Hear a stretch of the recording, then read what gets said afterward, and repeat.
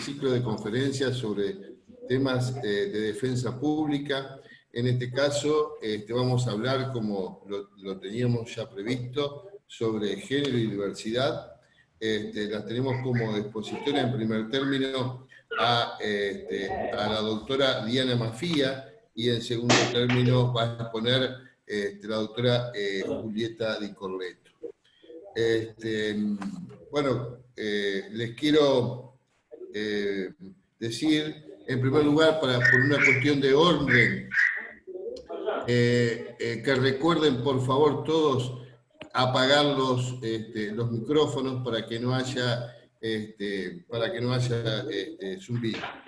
Tenemos proyectado realizar una nueva charla para el martes 27 de octubre, también a las 18:30 horas, en este caso sobre género en contexto de encierro.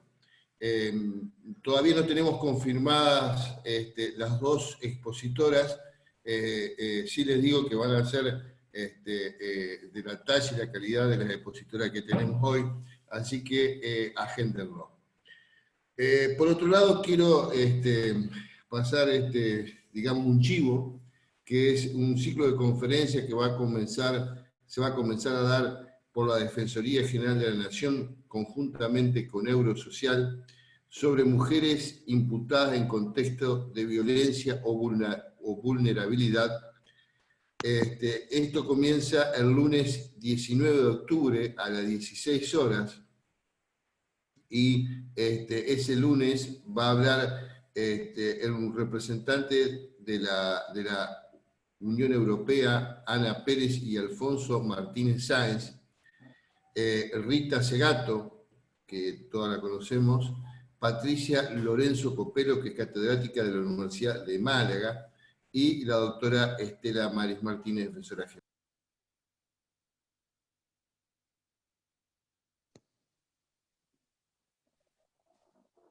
Perdón, Maximiliano, se muteó. No te escuchamos.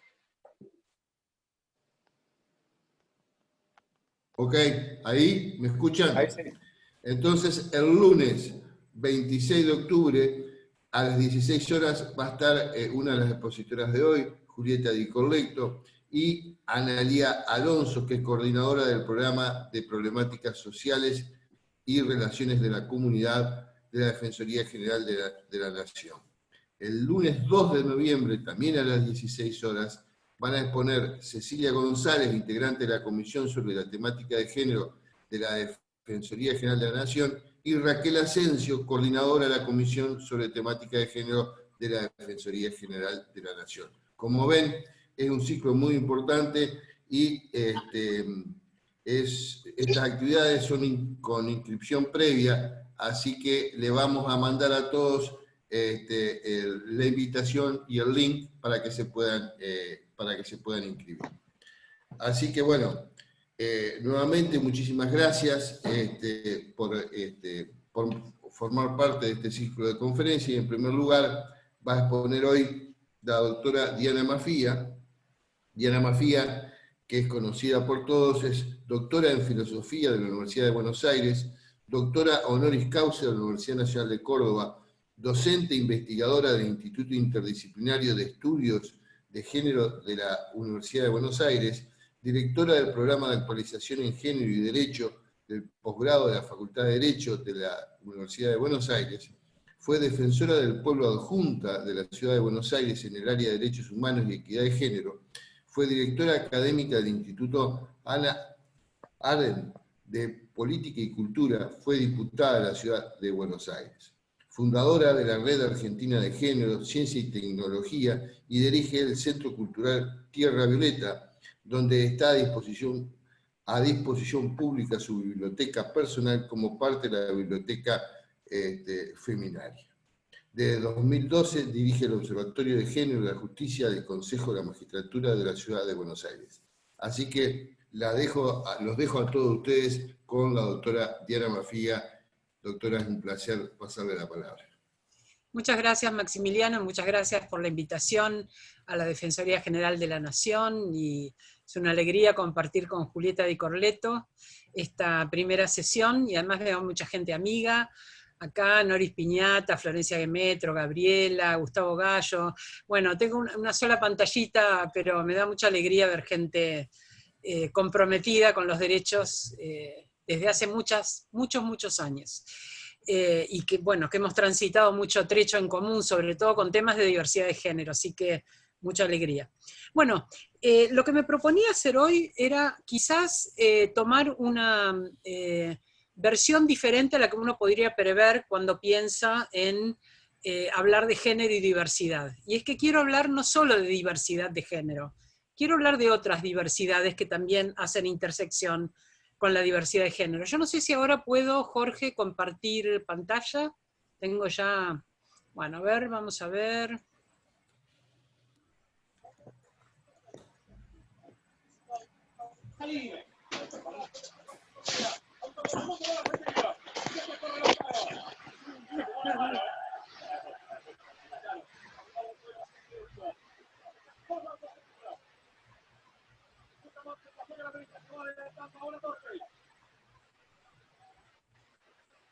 ¿Ahí va bien? Perfecto. Bueno. Entonces, quiero hablar de un concepto que seguramente muchas de las personas que están acá han escuchado, que es el de injusticia epistémica. Injusticia epistémica es un concepto de una epistemóloga feminista, Miranda Fricker, que tiene que ver con no solamente el acceder a la justicia en el sentido de llegar a los tribunales, sino establecer condiciones de equidad una vez que se ha llegado, que creo que es la preocupación que hay en esta jornada de hoy y en general en el ciclo.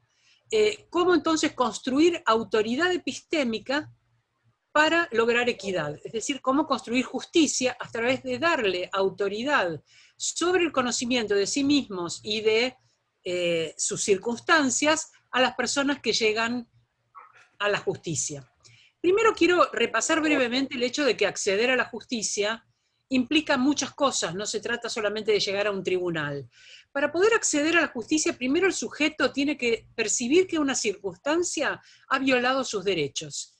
Y esto en sujetos que están sistemáticamente maltratados, particularmente con el tema de violencia, ya es una primera dificultad. La violencia está naturalizada, la discriminación está naturalizada.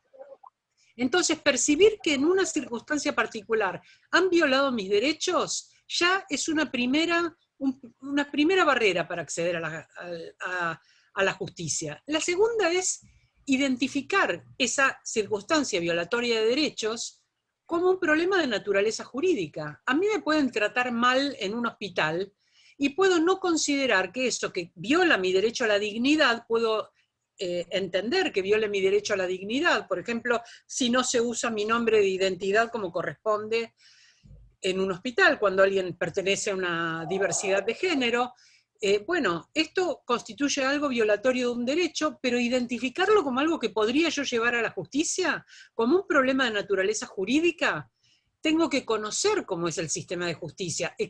Ahí tenemos otra barrera. Una tercera es identificar a la persona pública o privada responsable de esa vulneración de un derecho. Si a mí me están ignorando mi identidad en un formulario para ingresar a un aeropuerto, yo puedo considerar que hay una circunstancia violatoria de un derecho, puedo pensar, esto lo puedo considerar un caso de discriminación, pero ¿quién sería la persona pública o privada responsable? ¿Quién diseñó el formulario? ¿La autoridad aeronáutica? ¿La aerolínea? Bueno, identificar la persona pública o privada responsable. Luego convertir el problema en una demanda o en un reclamo. Una vez que identifiqué el responsable, está bien, lo voy a denunciar a la justicia. ¿Cómo hago?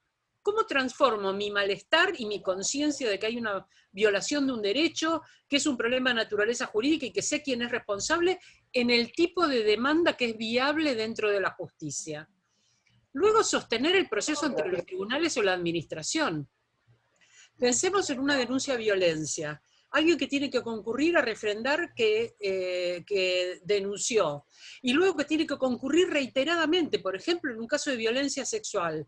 Bueno, sostener el proceso en los tribunales o en la administración es otro costo adicional que a veces tiene barreras de toda índole, geográficas, económicas, no solamente la barrera subjetiva de la insistencia y la revictimización que puede haber en el sistema judicial. Y luego, si yo atravesé todas estas barreras y logré una medida, hacer efectiva la decisión judicial o administrativa lograda. Yo logré una demanda de alimentos o logré una restricción perimetral en un caso de violencia. ¿Cómo hago para que esa decisión judicial sea efectiva? ¿De qué manera garantizo que efectivamente eso que decidió la justicia me va a ocurrir y voy a lograr el beneficio que la justicia decidió? Como ven, son muchas las cosas que tienen que ocurrir. Entonces, acceder a la justicia es mucho más que llegar a la puerta de un tribunal, porque ya para llegar a la puerta de un tribunal tienen que haber pasado muchísimas cosas. Así que quienes desde la defensa piensan en cómo defender derechos, tienen que pensar que han ocurrido muchas cosas antes de que entre en juego la propia defensa. Hay muchas barreras, dije antes. Una barrera que llamo epistémica es el conocimiento del derecho, el conocimiento de cómo el derecho impacta en mi vida. No se trata solamente de recitar los derechos, por ejemplo, los principios de Yogyakarta para la diversidad de género y orientación sexual. Bueno, 29 principios y 10 más de Yogyakarta más 10 y me los recito.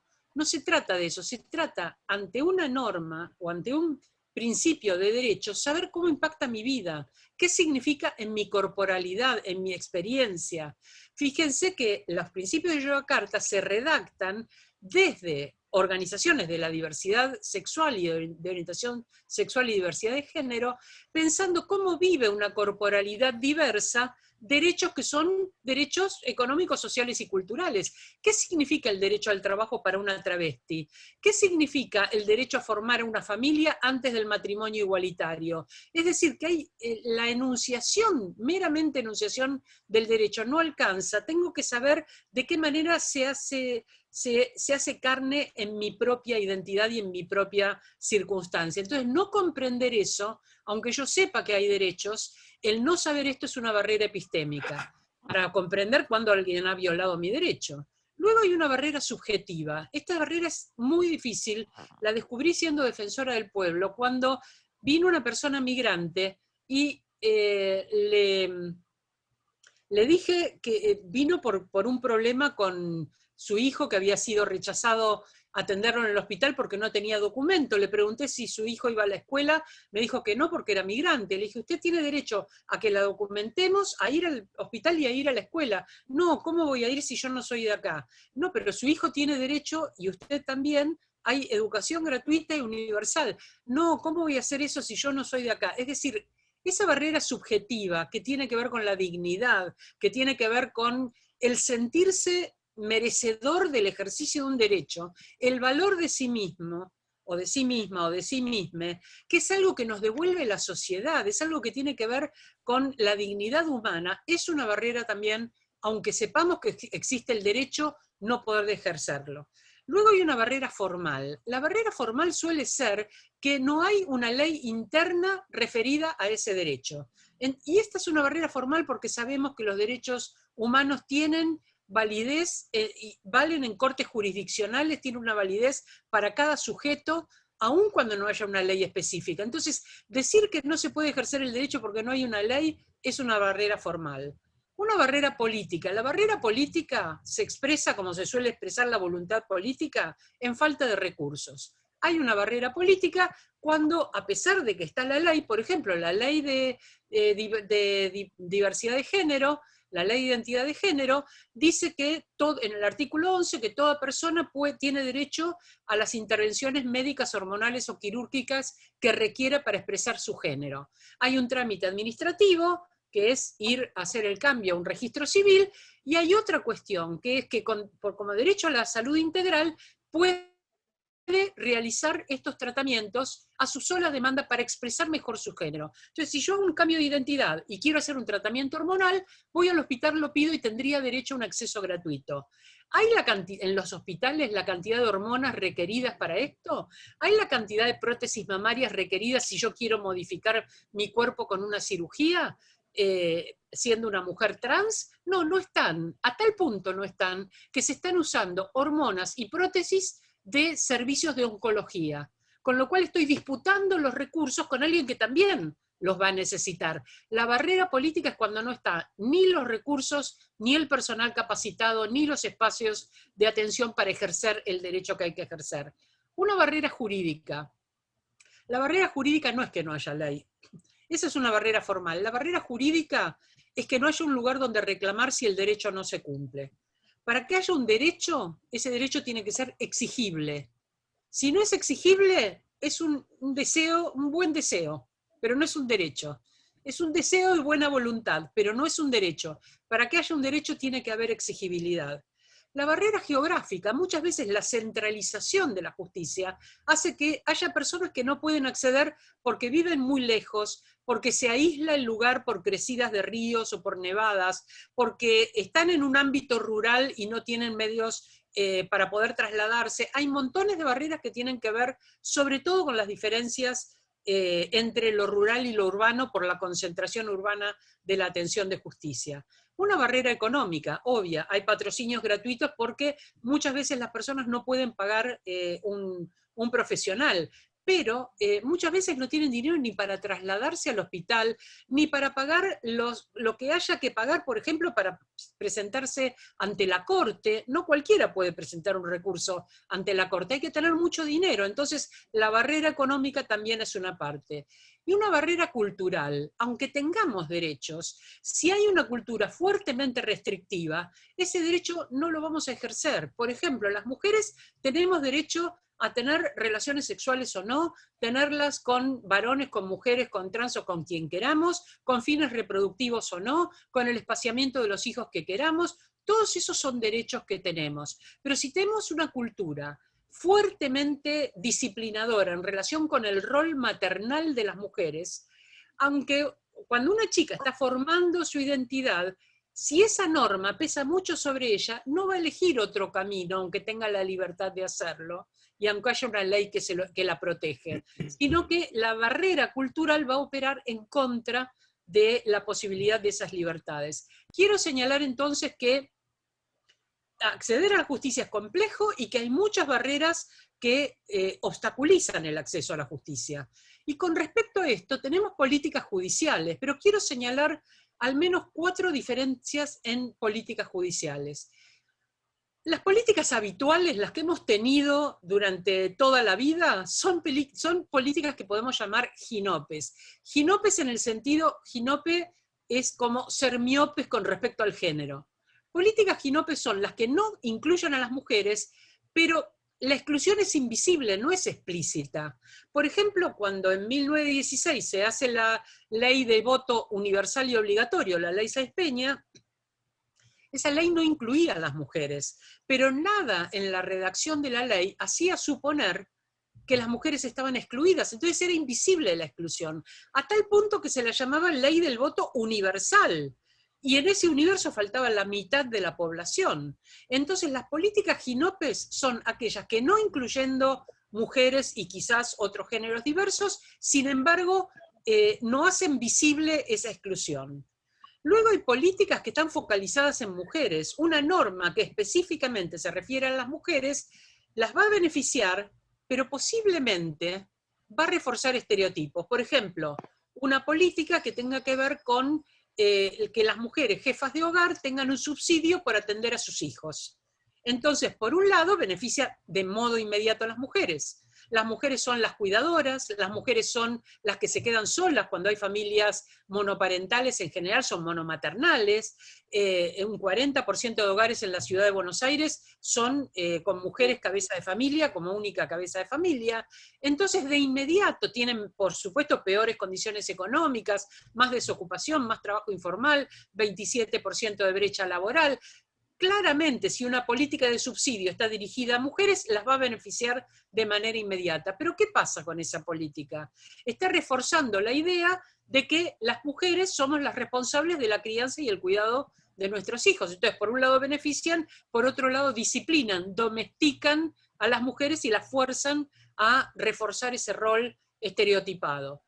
Políticas de género. Las políticas de género, que son las que nos exige la Constitución, tener una perspectiva de género, implica considerar las diferencias de género y las jerarquías de género y tomarlas en cuenta para establecer una equidad de género. Entonces, si tengo que hacer medidas de acción afirmativa, por ejemplo, como la paridad o como el cupo, entonces, si tengo cupo en la justicia y si tengo una terna, necesariamente tengo que nombrar a la persona menos representada en un tribunal, no pasaría lo que pasó con Alejandra Lázaro en el tribunal electoral, donde habiendo 2 varones y siendo ella primera de la lista, se benefició al segundo varón y en el gobierno anterior al tercer varón. O sea, en ninguno de los 2 casos se pensó en poner por primera vez en un tribunal electoral una mujer, cosa que en una política de género es elemental. Ahora, hay una política feminista, y me interesa hablar de ese tipo de política,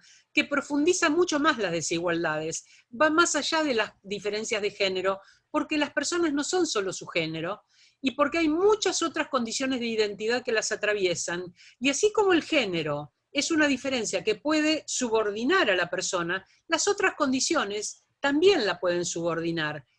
Una persona puede ser pobre en relación con una persona rica, blanca en relación con una persona negra, tener una etnia de un pueblo originario en relación con tener rasgos étnicos europeos. Todas estas condiciones generan condiciones cruzadas de poder. Y todas ellas son significativas cuando veo el lugar de poder de una persona. Entonces no es solamente la diferencia de género, las políticas feministas van a tomar en cuenta diferencias interseccionales, es decir, el modo en que en cada sujeto se expresan todas estas condiciones identitarias, creando formas de poder complejas. Hay un concepto, que es el concepto de androcentrismo, que significa que no solamente estamos hablando de masculinidad frente a feminidad o a otras identidades, sino de un tipo de masculinidad, que es la que ha tenido el poder, ha tenido la exclusividad de la ciudadanía por prácticamente más de 100 años, desde 1789, en que ciudadanos eran solamente los varones, los que eran blancos, porque indígenas y negros no podían ser ciudadanos, ninguna mujer era ciudadana, ningún niño era que eran adultos, y además había que tener propiedad privada, es decir, que tenían que ser ricos, tenían que ser propietarios. Ese varón blanco adulto propietario era el único capaz de ciudadanía.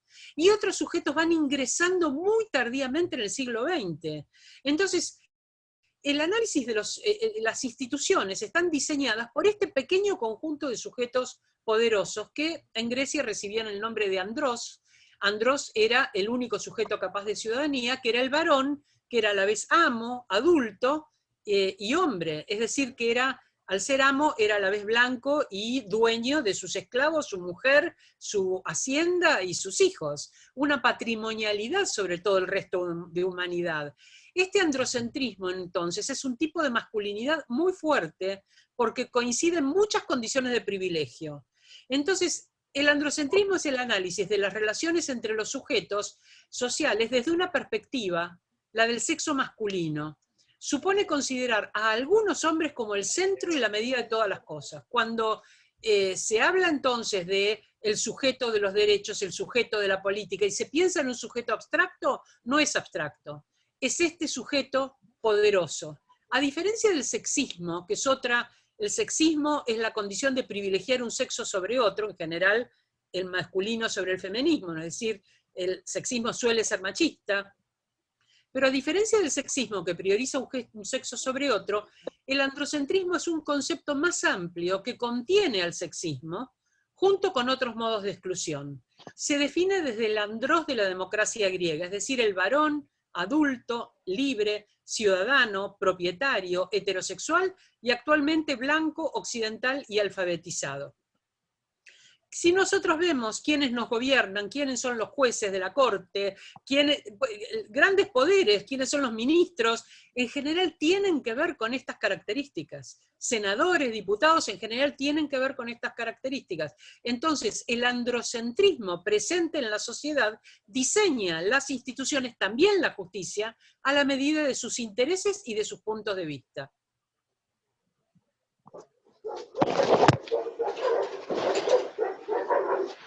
El concepto que quiero definir, porque me parece pertinente y al que quería llegar, es el de interseccionalidad. Las desigualdades y el problema en el acceso a la justicia no es solamente en virtud del género, sino también la orientación sexual, la etnia, la pobreza, la edad y la discapacidad. Y hay problemas derivados de la centralización judicial y la insuficiencia de las políticas de descentralización administrativa. También hay que ampliar los alcances del patrocinio jurídico gratuito y garantizar capacitaciones específicas, como esta que estamos haciendo, para ofrecer servicios de calidad. Entonces pido desde el feminismo que las políticas judiciales no sean androcéntricas y que tengamos un análisis interseccional. Ambas son las cosas que pido. Cuando pensamos las formas de violencia, esta manera de excluir, esta manera de no considerar sujetos y considerar solamente el sujeto androcéntrico, es una forma de violencia invisible, una forma de violencia indirecta, que tiene que ver con la violencia estructural, es decir, las condiciones generales en las cuales un sujeto lleva adelante su vida. Esas condiciones minimizan las posibilidades de significación en relación con los derechos para los sujetos que son más vulnerables. Son vulnerables en función de esa violencia estructural, de esa violencia simbólica, de esa violencia cultural. Son formas invisibles de la violencia. Entonces, hay un concepto que a mí me interesa, que es el concepto de injusticia epistémica, que es un concepto elaborado por Miranda Fricker, una epistemóloga inglesa, y ella habla de dos modos de la injusticia epistémica. Dice, en general se piensa cómo acceder a la justicia, pero trata de comprender en qué consiste la injusticia. Y la injusticia tiene que ver con dos modalidades, una que es la injusticia testimonial y otra que es la injusticia hermenéutica. La injusticia testimonial tiene que ver con que la palabra de todos los sujetos no vale lo mismo en la justicia. Cuando una mujer va a denunciar violencia sexual, se duda de ella. Cuando va a denunciar un delito económico, no se duda de ella. Es decir, la sexualidad de esa mujer va a ser vista desde un punto de vista androcéntrico, como alguien que tiene que estar al servicio de la sexualidad del varón, como alguien que el Ministerio Público de la Defensa sacó un libro hermoso sobre los prejuicios que hay en general con respecto a las mujeres y los estereotipos en los juicios por violencia y cómo la idea de la mujer que miente es uno de los estereotipos. Entonces, a las mujeres no les creen, piensan que hay un síndrome de alienación parental, aunque le pongan otro nombre, están usando algo que está prohibido usar, que es la idea de que las mujeres ponen en la cabeza de sus hijos experiencias que sus hijos no han tenido, sus hijos o sus hijas, particularmente experiencias de abuso sexual y de violencia. Entonces, no les creen a los niños y a las niñas, a pesar de que la Convención por los Derechos del Niño dice que hay que escucharlos, se los escucha de una manera formal, pero no se presta atención a su palabra y a su testimonio. Obviamente, las personas travestis y trans, cuando llegan con un conflicto con la ley, no son escuchadas de la manera apropiada. La cantidad de travestis que hay encerradas en la cárcel, seguramente la vez que viene, cuando vean los problemas en las cárceles, van a ver esto. En una investigación que hice sobre criminalización de las personas en prostitución, las actas contravencionales en general estaban mal formuladas porque eran para pedirle dinero a las personas en prostitución.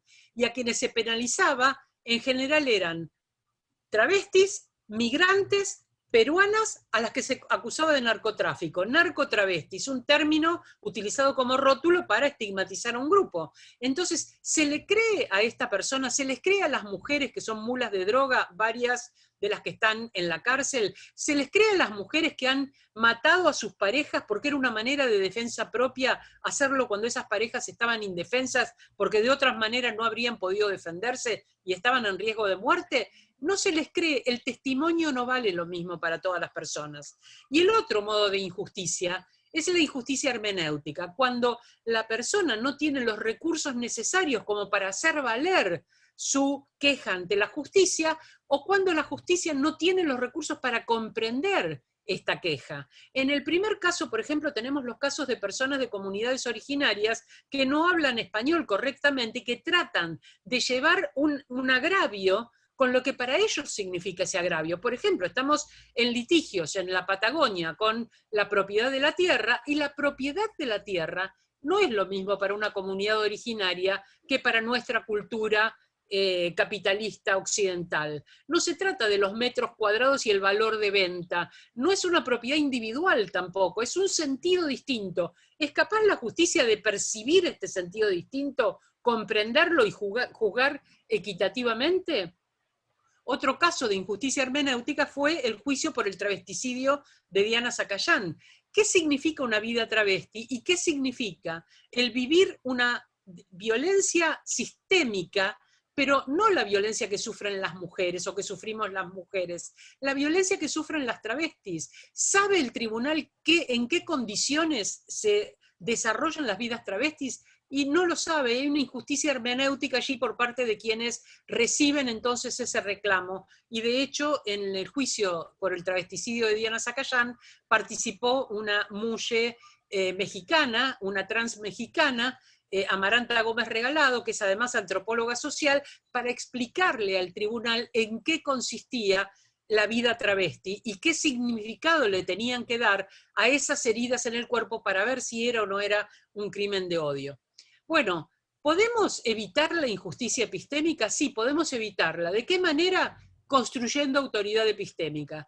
Construir autoridad epistémica, es decir, que ya lo que significa un hecho es lo que significa para el propio sujeto y no para ese sujeto poderoso que lo juzga de acuerdo con su punto de vista y sus intereses, implica dar un giro copernicano. Copérnico es el que dijo: no está la Tierra en el centro y el Sol girando alrededor, sino en el centro está el Sol y la Tierra gira alrededor. Es decir, el giro copernicano implica un descentramiento, implica poner en el margen lo que estaba en el centro y poner en el centro lo que estaba en el margen. Pero también en este descentramiento implica un gran cambio en las relaciones de poder. ¿Por qué la Iglesia persiguió el heliocentrismo y persiguió a Copérnico y persiguió a Galileo? Porque si el Papa es el representante de Dios sobre la Tierra y la Tierra es el centro del sistema planetario, ese es el centro del poder. Pero si el Papa es el representante de Dios sobre la Tierra y la Tierra es un planeta más alrededor del Sol, el descentramiento de poder de la significación de esa representación es inmediato. Estoy haciendo una metáfora para pensar el cambio enorme que se dio en relación con la construcción de autoridad epistémica con la ley de identidad de género. La identidad de género, antes del 2012, la resolvía un juez. En primer lugar, la persona tenía que patologizar su identidad. Tenía que decir: sufro disforia de género. Si no había un sufrimiento psíquico, el juez no atendía la demanda de cambio de identidad. No bastaba que la persona dijera: tengo una percepción subjetiva distinta al género que me asignaron al nacer. No valía nada su percepción subjetiva. Lo que valía era, si había un sufrimiento, lo que el personal judicial, los peritos judiciales le dijeran en relación con su identidad. Es decir, el juez iba a poner un perito experto, médico y psiquiatra, y esos peritos expertos en un proceso judicial le iban a decir al juez: ¿tiene o no tiene la identidad que dice tener? Y la persona, si le desconocían su identidad, no tenía nada que decir.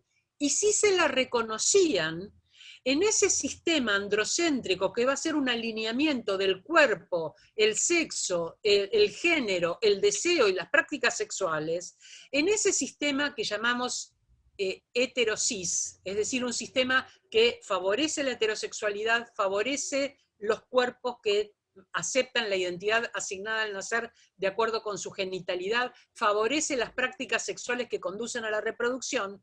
En esa directividad, ese cuerpo iba, si se le aceptaba la identidad, y se le iba a decir: bueno, le aceptamos la identidad, pero ahora me cambia la genitalidad. Porque si usted nació varón, lo asignaron como varón, no se siente varón, se siente mujer, el perito médico y el perito psiquiatra me dicen que efectivamente es así. Entonces, le acepto la identidad femenina, pero se pone genitales femeninos para volver a encolumnar exactamente todo. Y esta cirugía se consideraba cirugía correctiva, es decir, que se iba a corregir un error.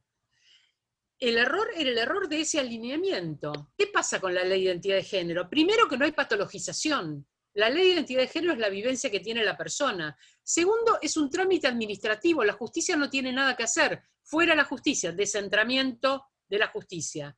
Luego, la autodeterminación. La persona tiene la identidad autopercibida y es su propia percepción la única autoridad sobre su identidad. Médicos y psiquiatras al borde, porque no tienen absolutamente nada que hacer. Al centro, la autodeterminación. Y finalmente, el acceso a la salud, como acceso a la salud integral, para hacer los cambios médicos, hormonales o quirúrgicos que la persona quiera para expresar su género. Eso quiere decir que no está obligada a hacer ningún tipo de cirugía y que en todo caso las puede solicitar si es que quiere hacer cambios con...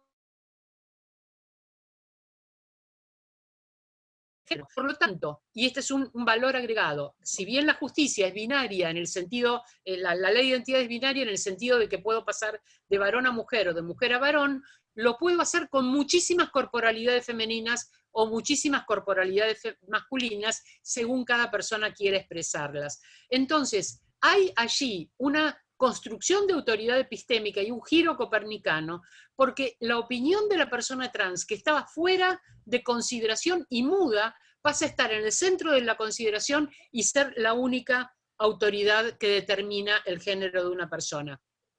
Esto genera nuevos contextos legales, de lo que no me voy a extender, la ley de matrimonio igualitario, la ley de identidad de género, el decreto de igualdad de los hijos y el Código Civil y Comercial, el capítulo de filiación, con cambios extraordinarios, y en esos cambios lo que cambia es la relevancia de conceptos que parecía que eran inamovibles: la heterosexualidad, la cisexualidad, los modelos de maternidad o paternidad y las situaciones legales.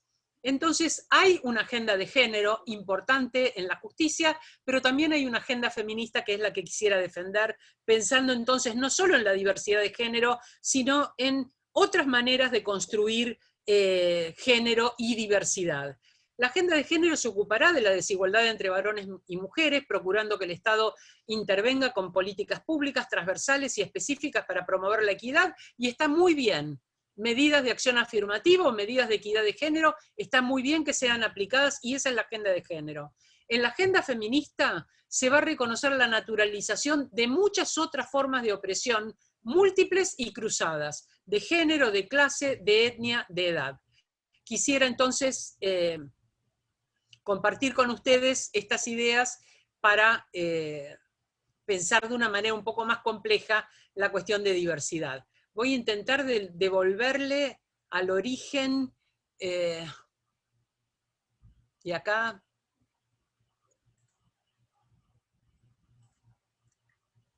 hay gente esperando en la sala de espera todavía y yo no puedo mirar a Jorge Izaguirre para poder devolverle la administración. Diana, si querés, si te resulta más cómodo, admití a todos y a ver por ahí si te aparece Jorge.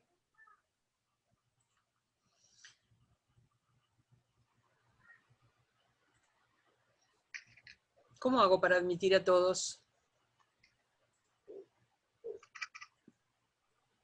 Jorge. A ver, doctora, si yo le aparezco ahí hablando, tal vez pueda usarse sobre mi imagen y convertirme en administradora si admito al resto.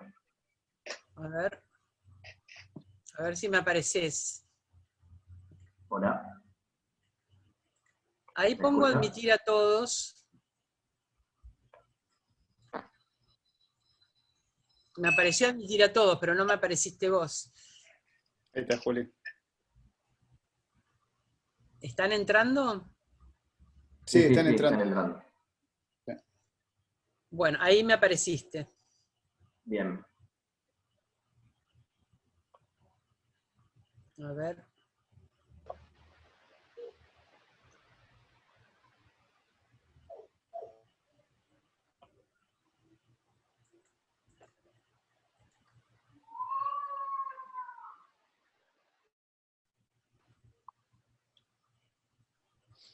¿Cómo tenía que hacer para devolverte la administración?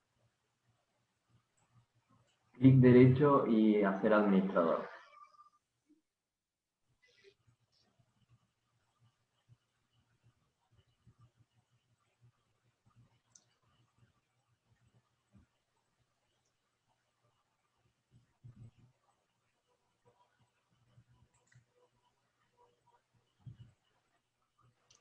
Me desapareciste otra vez, Jorge. No te vayas. O a Sebastián, el que encuentre, a ver, y él después me la pasa a mí. A ver.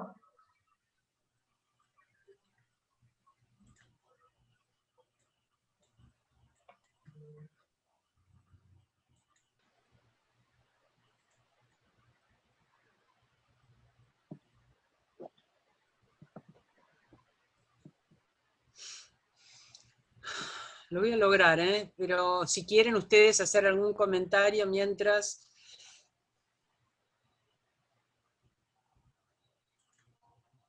Solo hago un comentario que mientras quieren ir escribiendo preguntas o comentarios en el chat, al finalizar la charla de Julieta Di Corleto, ahí, bueno, leeremos las consultas.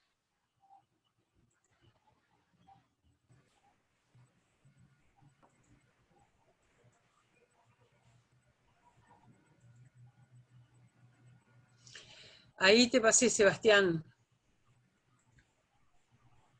Ahí está. Genial. No, Ahí muy está. genial no, es más bien deficiente, pero lo logramos.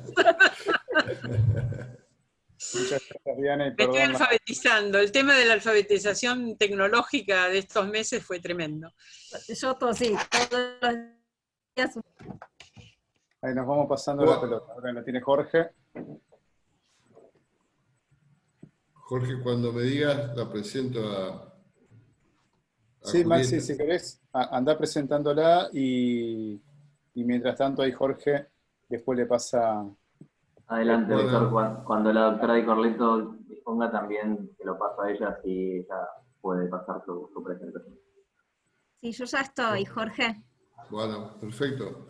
Estos son los inconvenientes técnicos que se producen por el hecho de que al pasar PowerPoint se lo tiene que poner como administradora la persona que lo está pasando y como ninguno estamos duchos todavía en estas cosas, si bien es increíble lo que hemos mejorado en estos últimos meses, pero todavía nos falta mucho a todos por aprender, así que sepan disculpar estas cuestiones técnicas que ocurren.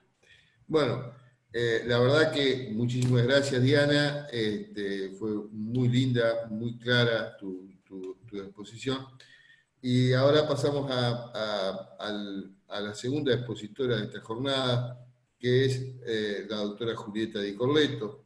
La doctora Julieta Di Corleto es abogada de la Universidad Nacional de Buenos Aires, es máster en Derecho de la Universidad de Harvard, es doctora en Historia de la Universidad de San Andrés, es docente de grado y posgrado en la Universidad Nacional de Buenos Aires y en la Universidad Torcuato Di Tella, y es defensora pública oficial.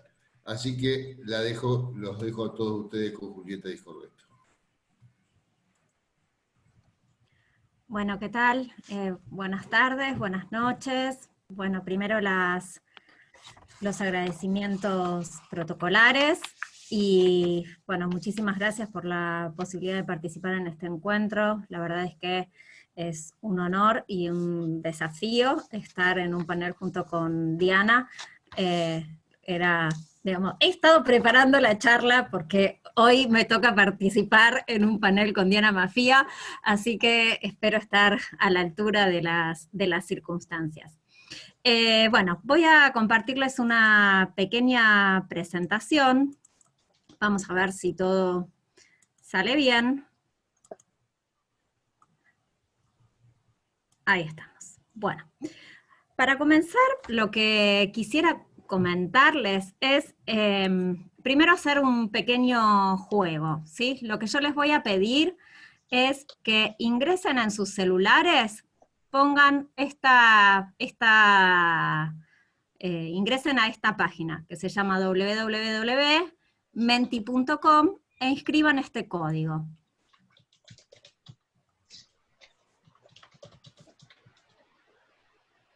El código entonces es 4214-187.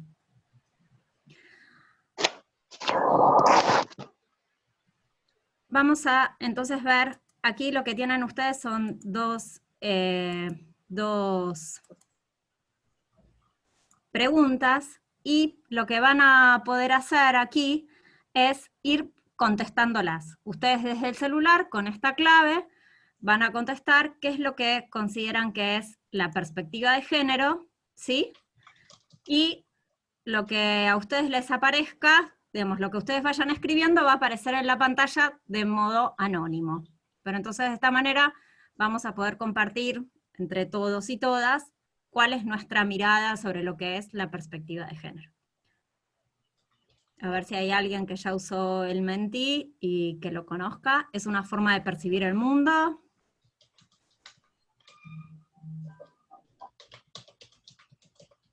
A ver qué más. Una manera de ver las diferencias estructurales entre varones y mujeres, el cristal con el que debe ser mirada cada una de nuestras decisiones, el análisis de las desigualdades en las relaciones entre varones y mujeres y disidencias sexuales, buenísimo. Es una forma de mirar las distintas disciplinas teniendo en cuenta las diferencias existentes en el trato entre varones y mujeres. Es poder contextualizar la realidad de una persona entendiendo los condicionamientos culturales.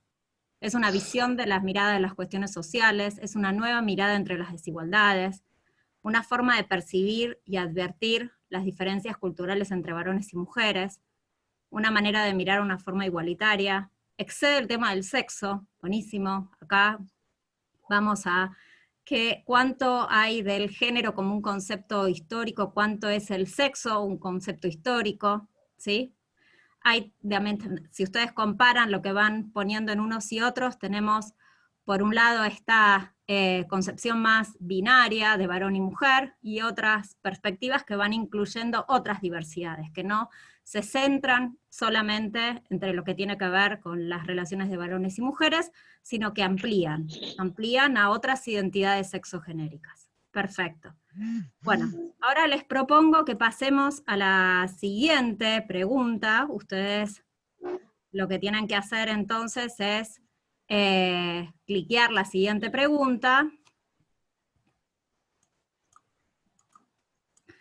y pasar a la siguiente. Tienen que contestar en el siguiente slide, ver cómo se aplica. La siguiente pregunta es ¿cómo se aplica y en qué situaciones se aplica esta mirada de género? Y vamos nuevamente a poner la presentación en un ratito. Esto requiere unos minutos de organización de mi slide. Esperen un segundo.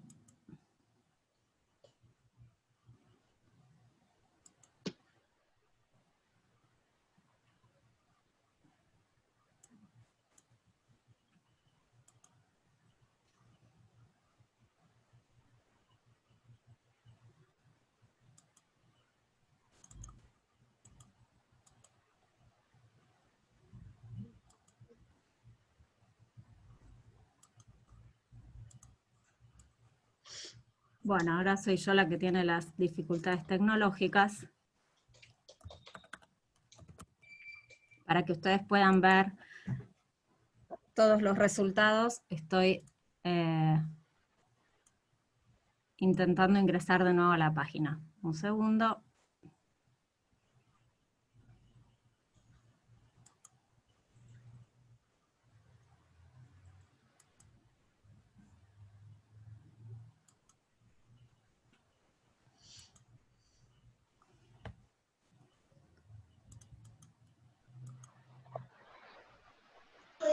Esperar.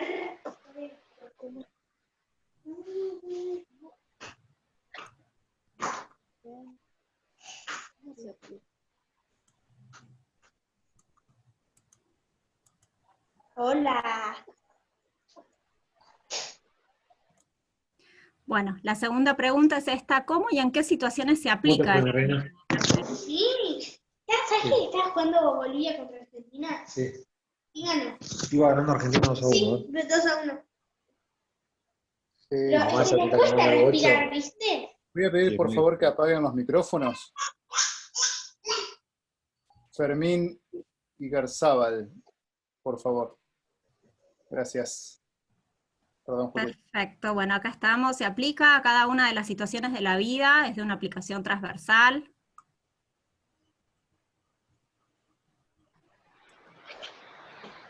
Es una forma de analizar y de actuar, de intervenir en todos los aspectos de la vida, a todas las situaciones de la realidad, en todos los órdenes del mundo y de la vida, en todas las actividades humanas. Es transversal a las leyes, a cada intervención.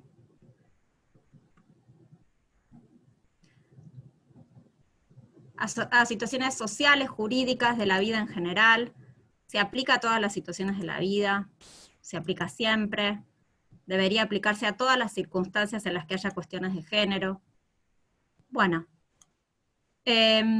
vamos a quedarnos entonces con estas primeras respuestas de ustedes, y vamos a ver, entonces ahora sí, a volver a la cuestión de esta presentación. Algo que me parece interesante destacar digamos, primero como primer abordaje es marcar estas diferencias, que es algo que en lo que Diana se focalizó y hizo mucho hincapié, ¿no? En no pensar en este concepto como un concepto que solamente releva las diferencias de trato entre varones y mujeres, sino que es mucho más amplio, es un concepto que llama a revisar las relaciones de poder entre varones, mujeres y otras identidades, y que además se construye como un entramado con otras desigualdades. Es decir, es una forma de mirar el mundo, está bien, y es una forma de mirar el mundo que en la medida en la que hace eje y foco en lo que son las relaciones de poder, nos invita también a pensar en otras relaciones de poder que pueden verse afectadas o que pueden verse trastocadas y en una mirada estar en una situación de desventaja. Lo que me parece interesante de sus respuestas es que en ningún lado aparece la idea de que la perspectiva de género es un tema, una moda o una ideología. Esto es lo que podemos estar muy seguros de que no es la perspectiva de género. En algunas oportunidades se dice, este es un tema de los que trabajás vos, como si por el abordaje y por el conocimiento de cuestiones de género significa que en cualquier cuestión en el que aparezca la mirada de género, una ya se convierte en experta en esa temática. Y esto no es así. La mirada de género es un enfoque, es una manera de analizar y, como ustedes decían, es una manera de una metodología para las ciencias sociales, si se quiere, y no solamente para las ciencias sociales. Por eso a mí me gusta el concepto de la perspectiva de género como una caja de herramientas, como estas herramientas que nos van a servir para hacer y para trabajar de diferentes maneras, con diferentes preguntas, distintas situaciones. Y este concepto de caja de herramientas lo que me permite es tener también una idea del concepto de género como algo histórico, como algo que va cambiando y mutando a lo largo de la historia. No es lo mismo lo que podemos decir hoy, que es la perspectiva de género, que aquello lo que sosteníamos hace 15 o 20 años de lo que era la perspectiva de género. Hoy por hoy esa mirada de género es una mirada más amplia, no es una mirada que solamente se detiene en lo binario de varón o mujer, sino que amplía ese marco de referencia. Esta perspectiva de género como concepto histórico y como que se va modificando, también se aplica a lo que nosotros podemos pensar con lo que es el sexo.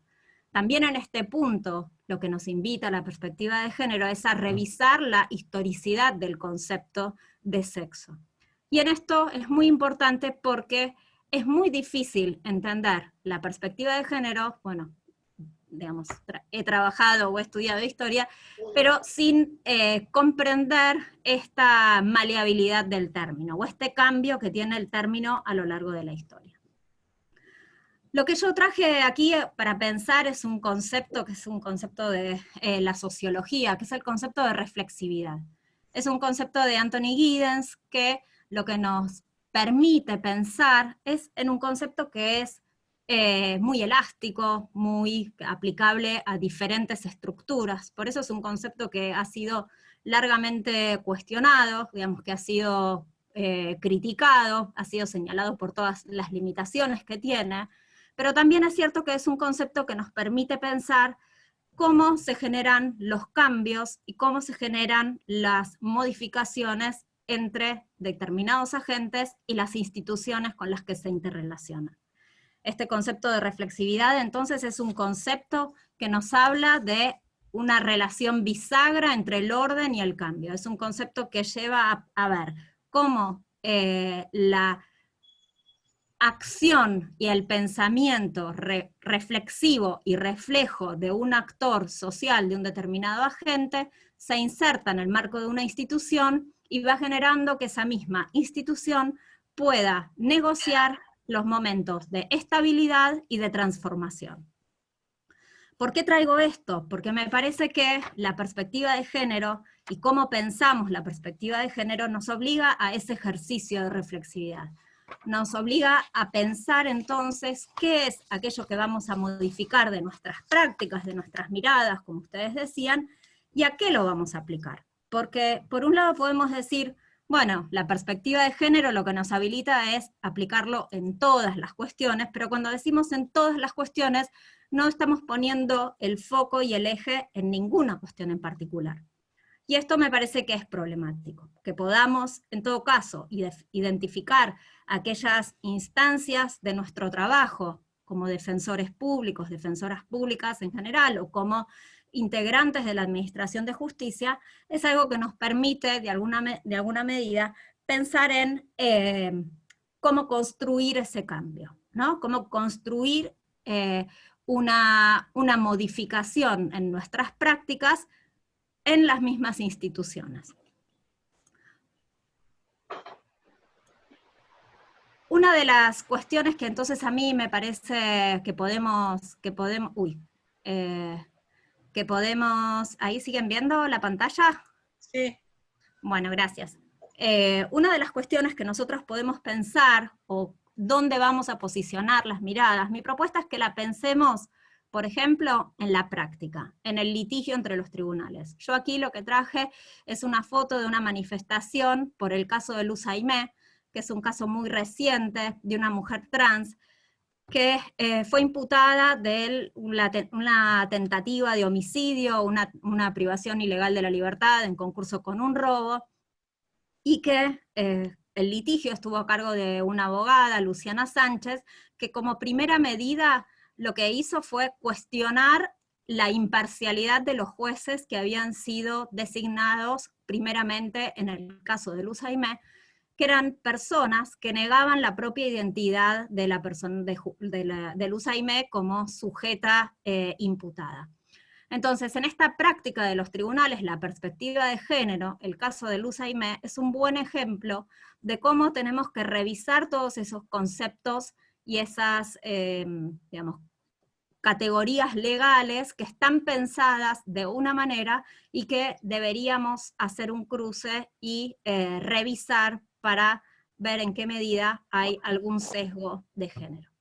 Pero también nos tenemos que posicionar en ver la regulación, ver cómo están reguladas, cuáles son los tratados, las leyes que regulan las conductas de todos en general y de los particulares y de los tribunales en particular.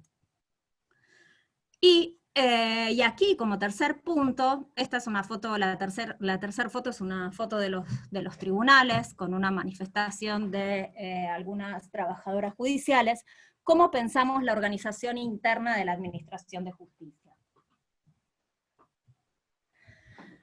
Entonces, en estas tres dimensiones, quizás lo que podemos hacer es ¿qué avanzamos o qué es lo que hacemos cuando pensamos la práctica de los tribunales o nos pensamos como operadores judiciales, pensamos como abogados, abogadas de la defensa pública? Y yo acá pensé en tres cuestiones que son claves en nuestro trabajo. Una es la investigación, cómo nos posicionamos frente a un caso. ¿Cuáles son las preguntas que nos hacemos frente a ese caso?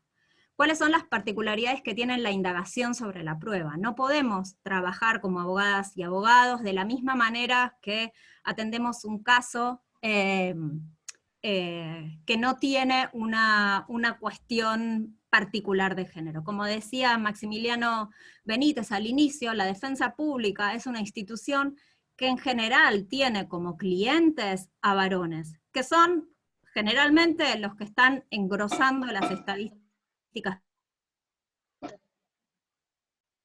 Nos obliga a nosotros como integrantes de la defensa pública a detenernos, hoy que es día de partido de fútbol, a parar la pelota y decir, tengo un caso, tengo que pensarlo de alguna otra manera. Y entonces la indagación de la prueba no puede ser la misma, y las preguntas que haga para la investigación legal y jurisprudencial tienen que ser distintas. En segundo lugar, tenemos que pensar la comunicación. ¿Cómo nos vamos a comunicar con esas personas que van a tener nuestro cuidado o que van a tener nuestra atención? Y aquí también, la entrevista es un momento clave, y la comunicación con los diferentes actores del proceso es clave, y por eso también, como defensores y defensoras, esa comunicación tiene que tener algún registro particular. Podemos empezar por aquello que no hicieron los primeros jueces designados en el caso de Luz Aimé, que es reconocer la identidad de género de las personas a quienes atendemos. Pero al mismo tiempo tenemos que saber cómo preguntar y cómo indagar sobre ciertas trayectorias vitales. Cómo realizar un recorrido sobre la vida de estas personas, que muchas veces están marcadas por situaciones que exigen que es ahí a donde la lente o la mirada láser de la perspectiva de género tiene que indagar. Sobre la familia, sobre la construcción de los vínculos, sobre la discriminación que ha padecido una persona travesti trans a lo largo de su vida, son cuestiones que se deben investigar y que se deben preguntar. En tercer lugar está la argumentación, y acá el foco es empezar a dudar de la neutralidad de estas normas. Por eso aquí el título es Estándares de Igualdad y No Discriminación. No voy a detenerme sobre cómo se construyen los estándares de discriminación directa o indirecta, pero sí invitarlos a revisar y a pensar en cada caso en concreto cómo determinada norma, sea el delito contra la propiedad, sea una cuestión vinculada al acceso a la salud, cómo una determinada reglamentación puede estar limitando el derecho y el acceso a alguna mujer u otra identidad sexogenérica. Quizás lo que ponemos el foco acá, como decía Diana, es, bueno, vamos a revisar o a estar atentos a esas barreras que son económicas, culturales, sociales, etcétera, etcétera.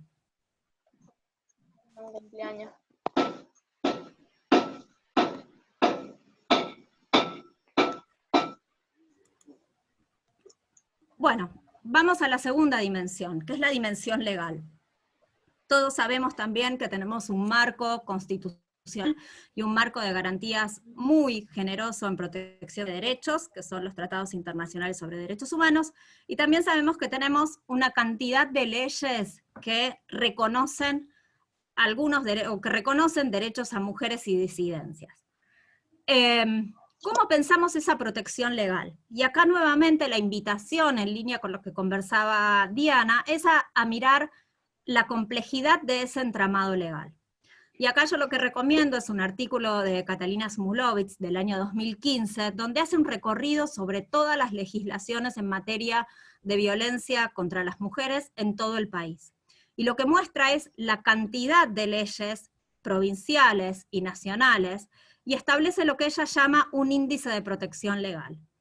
¿Cómo podemos pensar en todo ese entramado legislativo cuánto protege a las mujeres? Ese reconocimiento de derecho, ¿es suficiente o necesitamos tener una lente adicional para pensar en la protección legal?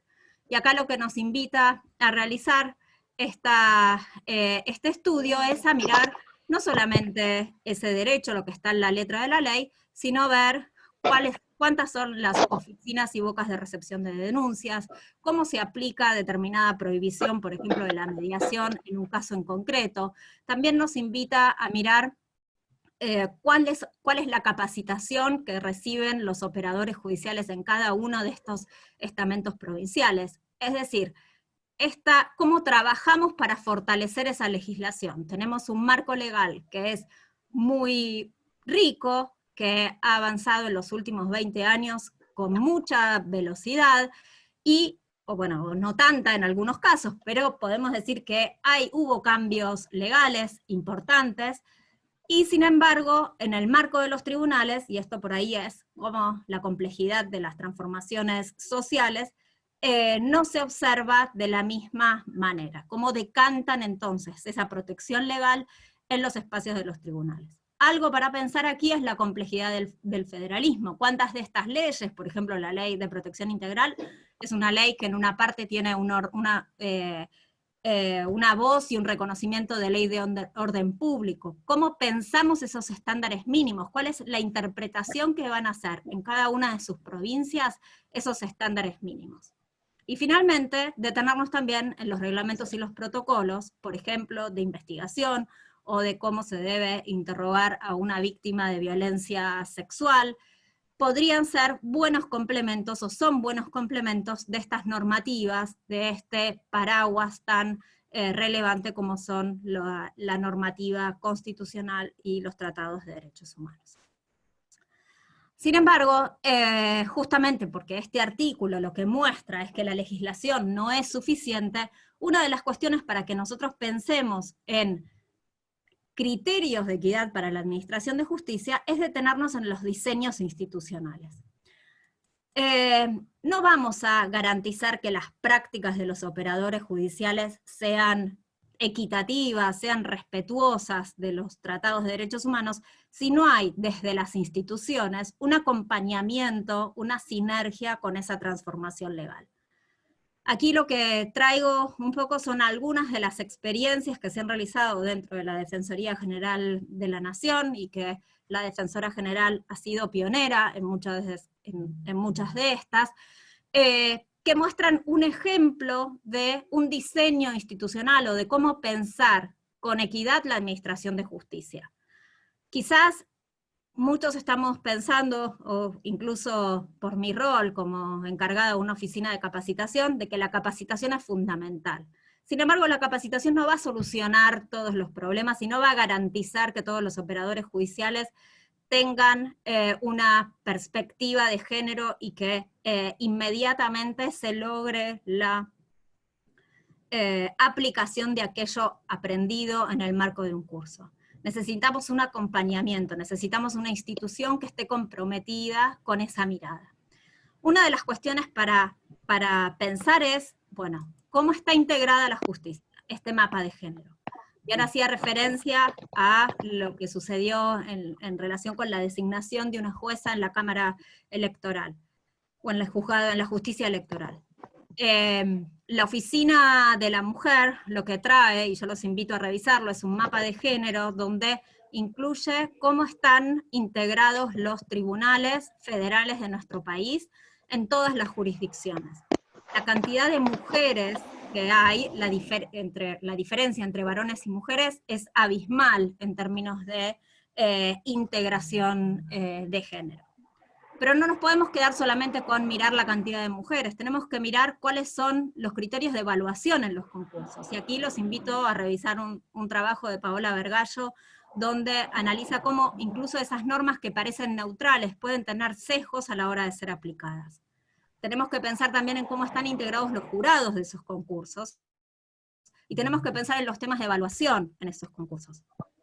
También tenemos que pensar no solamente a nivel del el escalafón o lo máximo de la jerarquía judicial, como puede ser alcanzar el cargo de magistrado o magistrada. Tenemos que pensar en los espacios integrados, cómo están esas oficinas.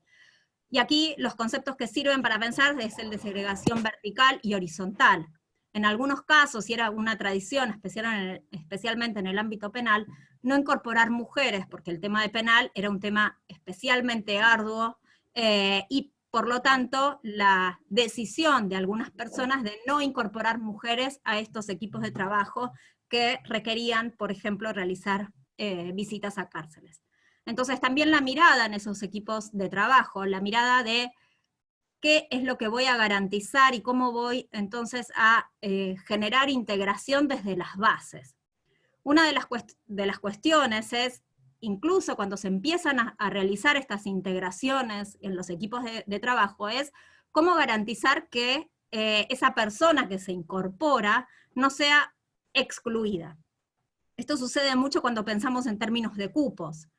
Garantizamos un cupo para determinada persona, por ejemplo, con una discapacidad, pero después no acomodamos la lógica o la dinámica interna de una oficina para que esa persona sea realmente integrada. Y no es simplemente el cumplimiento de un cupo. Entonces, la construcción de esos espacios integrados requiere un trabajo dentro de la cultura de la organización.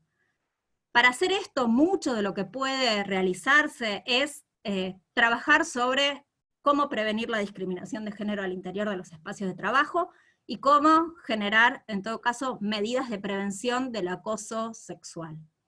Aquí también, en la Nación, es una de las primeras, o es la primera en incorporar un protocolo de actuación frente a casos de discriminación de género y contra el acoso sexual en la administración de justicia. Una medida que en realidad sirve como un puntapié para pensar, es un punto de partida, es un punto para abrir la discusión. Obliga a realizar capacitaciones obligatorias, que se visibilice cuáles son las prácticas que son discriminatorias en el marco de oficinas que tradicionalmente vienen de espacios masculinizados, con una población que se atiende que es especialmente masculinizada. Nuevamente, el punto de la oficina especializada, aquí también la Defensoría General de la Nación fue pionera en esta creación de una oficina especializada, en la actualidad está a cargo de Raquel Asensio, y acá también nuevamente es cómo pensamos en las cabezas de estas oficinas. Podemos pensarlas como la persona que llega y es ungida por el saber a través de su lugar dentro de esa oficina especializada, o ponemos a una persona que sabe. Nuevamente aquí, la cuestión es, ¿qué es lo que da el saber? ¿El puesto o el saber viene y coloco ese saber en el puesto y en la oficina que estamos construyendo? No es algo simplemente simbólico, no es algo irrelevante, sino que hace justamente a pensar en una cultura y a pensar en cómo diseñar una institución. Pero para que todo esto funcione, tampoco podemos estar pensando a los agentes solos y a la institución nada más, sino que tenemos que ver articulación. Y muchos de estos avances y muchas de estas medidas que se pueden hacer para pensar en una justicia, en construir criterios de equidad dentro de la justicia, pasa por tener capacitaciones, que no solucionan todo, pero que van generando una masa crítica que permite una articulación, que permite un diálogo, que permite la construcción de conversaciones importantes al interior de la institución. Son importantes también los convenios, la cooperación con la academia y con las organizaciones de la sociedad civil. Es importante que las agencias de la justicia puedan estar integradas en un contexto social de cambio, y para eso esos vínculos son sumamente relevantes. Y finalmente, una construcción de una justicia equitativa requiere la articulación interna entre las diferentes oficinas. Muchas veces pensamos que la construcción o la creación de una oficina especializada puede solucionar todos los problemas, como la capacitación, pero si esa oficina no es puesta a articular y a transversalizar sus políticas con otras instancias de diálogo de la institución, también puede, digamos, llevar a situaciones de dificultades. Con esto, ¿qué quiero decir? Que la institucionalización de la agenda de género no es lineal, y que tiene muchos vericuetos, y que tiene muchas instancias de avanzar y retroceder, y que tiene muchos espacios de crecimiento. Una podría pensar cómo incluir o cómo desarrollar criterios de equidad en el marco de la actuación de la justicia, y aquí he presentado en principio 4 medidas que pueden ser interesantes para que desde los diferentes roles o los diferentes lugares que tenemos nosotros dentro de las instituciones podamos aportar. Lo importante es entender que esto no es un trabajo que se va a realizar en 5 minutos. Es una agenda que, como decía Diana, se viene construyendo desde hace años, que la lucha por la igualdad es una lucha que no es de los últimos 10 años, sino que tenemos mujeres que han batallado incluso, digamos, que han batallado incluso por el sufragio femenino, y que ahí nos tenemos que remontar y reconstruir. Que necesitamos reconstruir ese trabajo histórico y poder ver cuáles fueron las tensiones y cuándo hubo que avanzar, cuándo fueron tiempos para avanzar y tiempos para retroceder. Lo que quiero en síntesis marcar con esto es que una reflexión para la construcción de una perspectiva de género y la construcción de criterios de equidad en la justicia tiene muchas vías y muchas avenidas por las cuales podemos avanzar. Es claro que va a ser en algún punto más fácil hacerlo cuando tenemos determinados cimientos, pero por otro puede ser también, digamos, debemos estar atentos a esas puertas que se abren y que se cierran y que,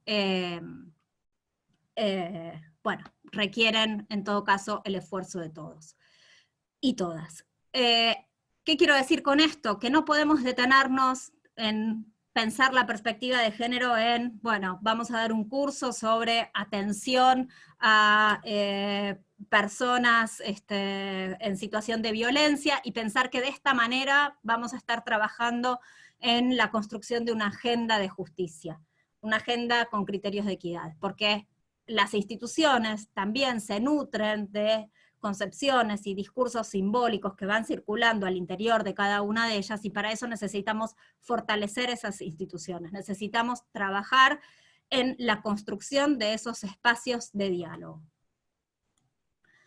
Y por último, bueno, dejarles ahora un poco la pregunta, una pregunta a futuro, una pregunta para que nos llevemos mañana y que pensemos qué es nuevamente la perspectiva de género, cómo y en qué situaciones se aplica, y quizás afinar entonces la punta del lápiz y reflexionar sobre cuáles son los espacios y los ámbitos en los que, de acuerdo a nuestra intervención, nuestro rol dentro de una oficina, nuestro rol dentro de una institución, podemos contribuir para que se construya finalmente una...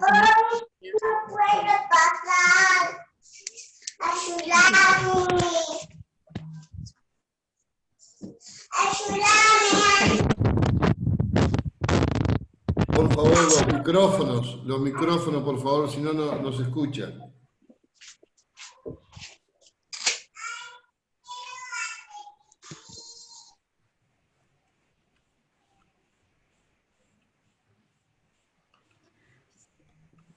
Ya hice host a Jorge. Perfecto. Bueno, muchísimas gracias, Julieta. A las dos, la verdad que estuvieron perfectas con el tiempo, así que se les agradece muchísimo. Ahora vamos a ver unas preguntas que han ido los participantes escribiendo en el chat. Vamos a abrir un par de preguntas para cada una de ustedes. Para la doctora Mafía, la primera pregunta es, conforme a lo explicado, ¿es una barrera epistémica la consideración de la prostitución como un trabajo? Segundo, que las políticas y las normas, etcétera, no sean androcénicas, es decir, construidas por y para determinados hombres, como el centro y la medida de todas las cosas, conduciría a concluir que no es posible sostener respuestas unívocas para determinados conflictos. Bueno, la primera es una pregunta difícil porque hay un debate muy virulento en el feminismo en relación con las condiciones de la prostitución o el trabajo sexual. Donde creo que hay una barrera epistémica importante es en no escuchar a las propias personas en prostitución definirse, definir sus formas de organización, definir sus mecanismos de lucha y sus objetivos. Y muchas veces la definición de qué cosa es la prostitución parte o de la academia o de las políticas públicas sin tomar en consideración a las propias personas. Yo recuerdo estar en la legislatura haciendo un programa de protección integral de personas en prostitución, y convoqué tanto a organizaciones reglamentaristas como a organizaciones abolicionistas, que son las dos posiciones en pugna. Y hablamos acerca de ese programa. ¿Qué pondríamos en ese programa? La discusión era si ponemos personas en prostitución o trabajadoras sexuales. La autodesignación, importantísimo, porque está su identidad en eso. Ahora, acerca de las medidas de protección había mucho acuerdo, y creo que lo mismo podría pasar si lográramos un diálogo entre las organizaciones. El diálogo está muy contaminado, y es muy difícil generar un trabajo en común. Cuando yo lo hice fue hace 10 años.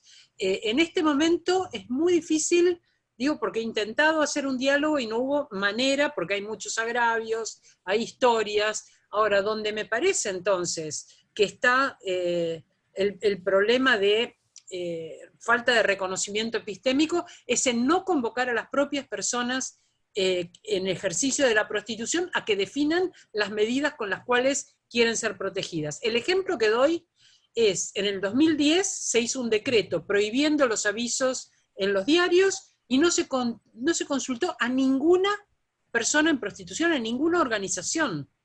En ese momento estábamos discutiendo la ley y yo recuerdo las quejas de algunas de ellas diciendo, se supone que esto es para protegernos porque era un decreto presidencial de Cristina Kirchner que tenía dos argumentos. Uno era que las maneras en que se referían a las personas a la oferta de sexo en los diarios configuraban violencia simbólica. Y la otra era que la proliferación de estos avisos clasificados ofreciendo prostitución fomentaba la trata, porque una vez que había más demandas, había más oferta, y cuando había más demanda, la trata de personas iba a satisfacer esa demanda.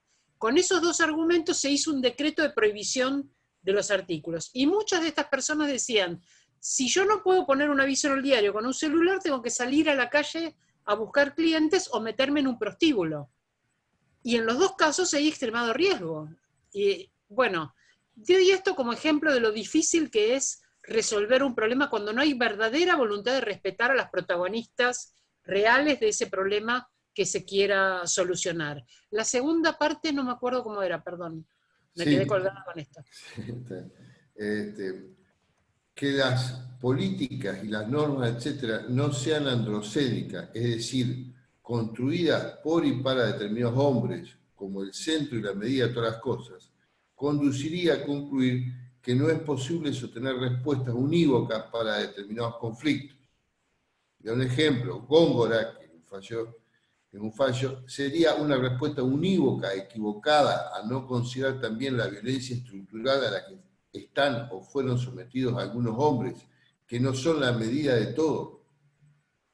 Sí, efectivamente, cualquier problema tendría que ser sometido a estas múltiples miradas. Esta idea que mencionó recién Julieta sobre la segregación vertical y horizontal. Analicemos un poquito, en el área de justicia, la segregación vertical implica que en la cima, en los cargos de más poder van a estar varones y en la base van a estar mujeres. Quiere decir que las mujeres van a estar siguiendo lineamientos de política judicial determinados por varones. Y en la segregación horizontal, quiere decir en el núcleo donde se toman las decisiones hay varones y en la periferia de esas decisiones hay mujeres. Mujeres o grupos discriminados, ni hablar personas trans que recién se empiezan a incluir dentro de los ámbitos judiciales, ¿no? Entonces, lo que tenemos es un peso diferente de los puntos de vista y las opiniones cuando se trata de concretar una política. No alcanza a decir hay paridad. Por ejemplo, la justicia de la Ciudad de Buenos Aires es bastante paritaria, en el sentido de que hay tantos jueces como juezas, la propia Corte de la Ciudad, el Tribunal Superior de la Ciudad es paritario y tiene más mujeres que varones, es de los pocos que tienen más mujeres que varones. Sin embargo, no alcanza con la cantidad. Hay un peso específico de las opiniones y de los puntos de vista que determinan cuáles son las soluciones que se van a ofrecer. Y también el tipo de medidas que van a dar remedio a esas soluciones. Y esto tiene que ver con aspectos de la justicia que nos llevan a pensar cuáles son las formas de reparación.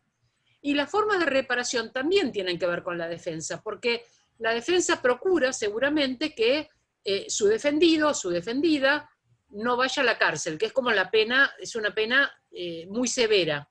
¿Se pueden ofrecer otros modos de reparación? No habría manera de ofrecer otros modos de reparación como no sea con la participación de la víctima. No se pueden definir en ausencia, no se puede decir voy a hacer una probation, voy a hacer una negociación, si no está de acuerdo la propia víctima y si no dice qué significa para ella esa reparación. Ella me refiero a la víctima, ¿no? ¿Qué significa para la víctima esa reparación? Hace poco tuvimos una discusión con un caso en Chubut, de un grupo de varones que violó a una chica, y entonces el fiscal propuso un juicio abreviado, pero entonces el juez no lo aceptó, la chica no quería ir a juicio, de los que eran acusados algunos aceptaron el juicio abreviado y proponían una reparación de tipo económico, pero también una reparación de tipo moral, porque reconocían haber producido un daño y pedían disculpas por ese daño y trataban de reparar económicamente, que la reparación económica es en función del gasto económico, de haber perdido días laborales, gastos psiquiátricos, lo que fuere que haya implicado como gasto económico. Obviamente la reparación económica no es una reparación de otra índole. Todo el debate de justicia restaurativa tiene que ver con esto, con las significaciones múltiples que tienen los hechos para los distintos sujetos que integran un acontecimiento determinado. Que la visión de la justicia sea patriarcal y sea androcéntrica implica que el tipo de remedios son los que satisfacen a ese sujeto, a ese punto de vista. Hay que ver la cuestión de tenencia de hijos, la cuestión de mecanismos para el pago de alimentos. Bueno, hay montones de la restitución de hijos cuando los padres están fuera del país. Tenemos dos casos ahora, uno en España y otro en Francia, donde se considera formalmente en abstracto el derecho internacional y los niños no han sido escuchados en su deseo de quedarse con la familia que vive en el lugar y con su madre. Entonces, los casos, por supuesto, de abuso sexual infantil, las madres, cómo son castigadas las madres cuidadoras, bueno, hay montones de aspectos en los cuales efectivamente se revela que esa mirada androcéntrica no puede de ninguna manera ser la única mirada sobre la justicia. Hay una grieta, una fisura que afortunadamente hemos producido en este punto de vista androcéntrico, señalando las ausencias, las pérdidas, los costos que tiene tomar solo la mirada del poder cuando se toman resoluciones. Hemos tenido más éxito en el Ejecutivo y en el Legislativo que en la justicia. Es un poder que justamente es el más androcéntrico de todos, porque es el que representa el bonus pater familia, y el bonus pater familia es patriarcal. Entonces, esa representación del juez es una representación que yo creo que tiene que hacer muchísimas modificaciones.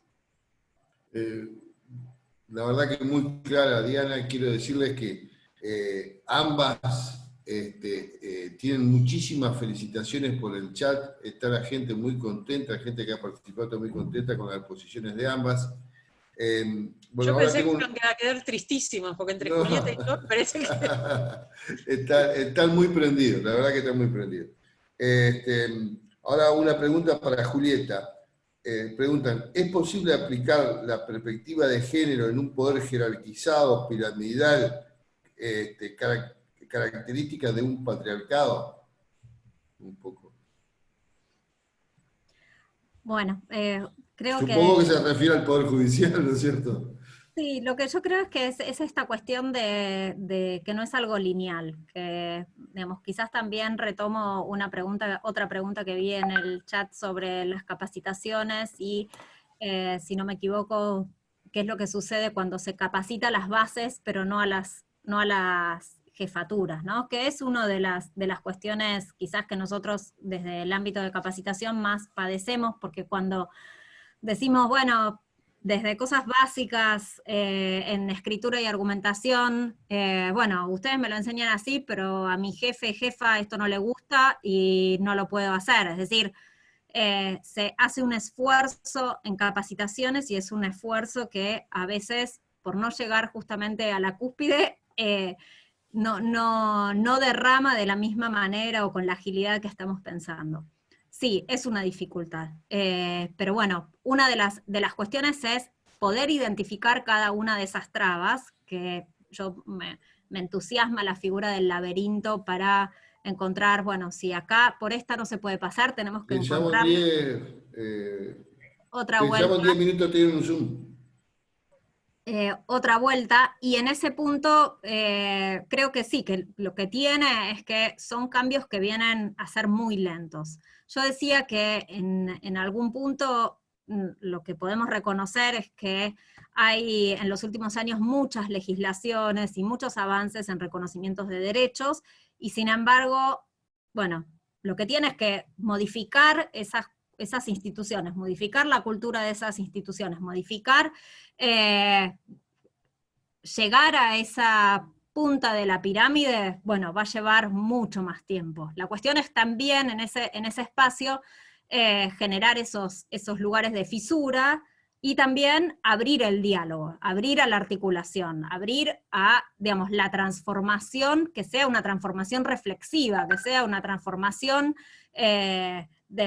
también de consensos y de legitimidad, porque es justamente lo que nos va a garantizar cierta estabilidad en el cambio. Al menos esta es una mirada quizás que se pueda juzgar como reformista o poco radical, pero en algún punto para una institución en el marco de una sociedad democrática, bueno, vamos a ir construyendo esos consensos y el camino va a ser largo. Y también es la mirada para mí histórica, es importante porque podemos contar una historia corta o una historia larga. Podemos pensar que el protocolo no ha hecho nada, o que el protocolo no sirve para nada porque tuvimos un caso que fracasó y que no sirvió para nada, pero nosotros tenemos que ampliar y ver desde dónde venimos.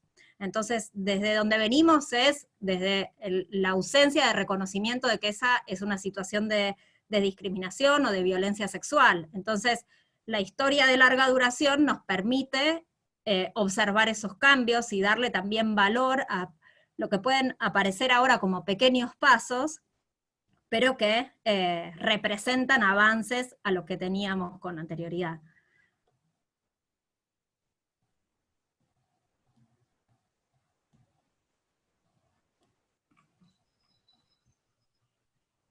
Hola, sí. Bueno, creo que en general están todas las preguntas contestadas. Nosotros nos habíamos planteado cuando comenzamos con estas charlas no hacerlas muy extensas porque es muy difícil mantener la atención de toda la gente con esta forma de comunicación. Pero la verdad que ustedes han logrado que estén toda la gente enchufada y concentrada, así que realmente las felicito a las dos y nuevamente les agradezco. Ha sido un placer que nos hayan acompañado y seguramente en otros momentos la vamos a volver a convocar para una charla como la que tuvimos hoy. A todo el resto de los participantes les quiero recordar que estamos proyectando la próxima charla para el día 27 de octubre a las 18:30 horas. Nos mantendremos en contacto para que todos sepan con claridad quiénes van a ser los expositores. Así que a todos los participantes, sin los cuales esto no sería posible, también le agradezco muchísimo en nombre del Consejo Federal y reiterarles que estamos muy contentos con este ciclo de charlas por la participación que ha tenido de muchos defensores de todo largo y ancho del territorio de la República Argentina y sobre todo estamos conociendo a muchísimos defensores que todavía no tienen una defensa autónoma e independiente por la que velamos y es el objetivo principal del Consejo Federal. Así que buenas noches a todos y nuevamente le agradezco a todos ustedes y lógicamente a toda la gente a Jorge Izaguirre, a Sebastián, a Paula y a Luz, que continuamente están colaborando para que esto sea posible. Muchísimas gracias nuevamente. Buenas noches. Gracias, Maximiliano. Hasta pronto.